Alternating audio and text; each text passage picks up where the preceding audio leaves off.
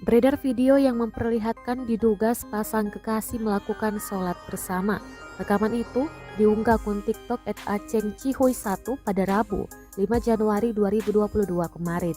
Dalam keterangan unggahan disebutkan, pria dalam video menjadi imam online.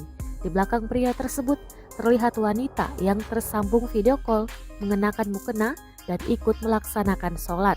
Rekam video ini keluar dari ruangannya menuju ke ruang tamu rumah itu. Di ruang tamu itu tampak seorang pria yang sedang sholat. Dia menggelar sejadahnya di sebelah alat olahraga miliknya.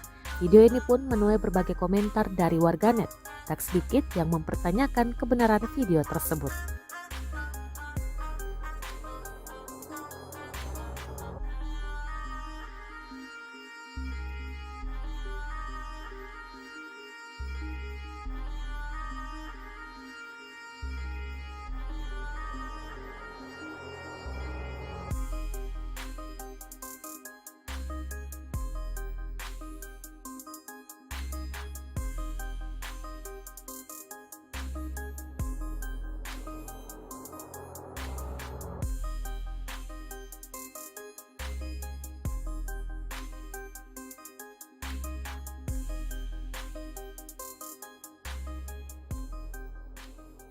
Terima kasih sudah nonton.